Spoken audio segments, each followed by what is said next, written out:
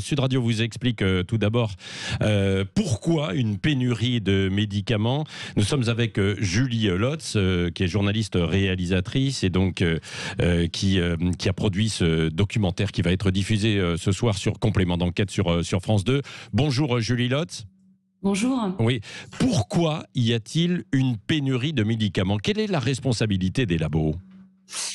Alors, il y a déjà de plus en plus de pénuries de médicaments. On est parti d'un constat simple. Il y en avait 89 il y a 10 ans, 2446 signalements de rupture l'an passé. Oui. Il y a de multiples raisons, mais ce qu'on a découvert notamment après une longue enquête de plus d'un an, c'est que on a un manque de stock criant au niveau des hôpitaux, mais aussi des laboratoires qui viennent d'être contraints par un récent décret à constituer des stocks qu'on nous dit être clairement insuffisants.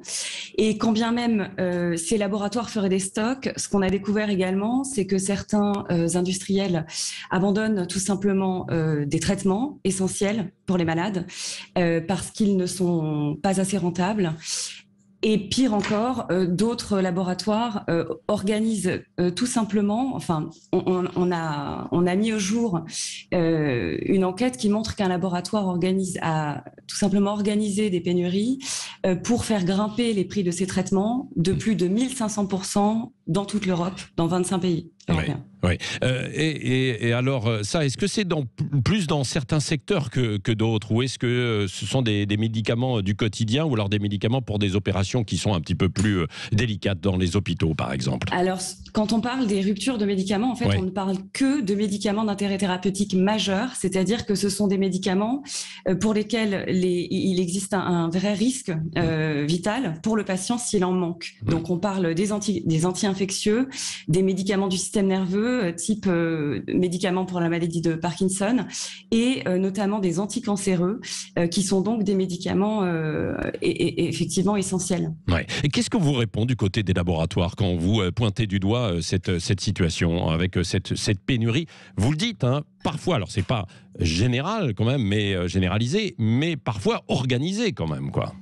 Alors, on ne me répond pas toujours et on m'a peu répondu. On a un laboratoire qui nous a ouvert ses portes seulement, et le laboratoire, effectivement, dont on raconte l'histoire de ce chantage à l'approvisionnement pour faire augmenter ses prix, a été condamné en Italie, a fait l'objet la Commission européenne en mars dernier l'a contraint également à baisser ses prix, mais à nous, il ne nous a jamais répondu.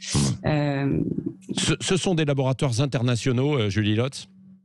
Ce sont des laboratoires internationaux, et c'est d'ailleurs un peu là le problème, c'est que ce que nous répondent, enfin en tout cas ce que nous a expliqué l'ex-ministre de la Santé dans le documentaire, c'est que il est assez compliqué pour les États d'agir au niveau national. Il faudrait effectivement penser au niveau mondial ou européen pour agir et contraindre ces laboratoires qui, eux, effectivement, sont mondiaux. Ouais. Parce que oui, du côté des pouvoirs publics, on vous a donné quelques réponses ou pas? Le ministère de la Santé n'a pas souhaité participer, ni la DGS, au documentaire, ni au plateau qui a suivi.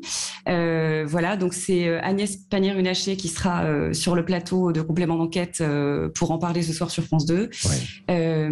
Voilà, mais au niveau du ministère de la Santé, on a décliné nos invitations à participer, ce qui est, à mon avis, aussi un problème, parce que je pense que, enfin, en tout cas, on espère une prise de conscience des pouvoirs publics suite à ce documentaire, mais aussi des laboratoires, parce qu'encore une fois, ce ne sont pas des t-shirts qu'ils vendent, ce sont des médicaments, et des médicaments d'intérêt thérapeutique majeur dont les patients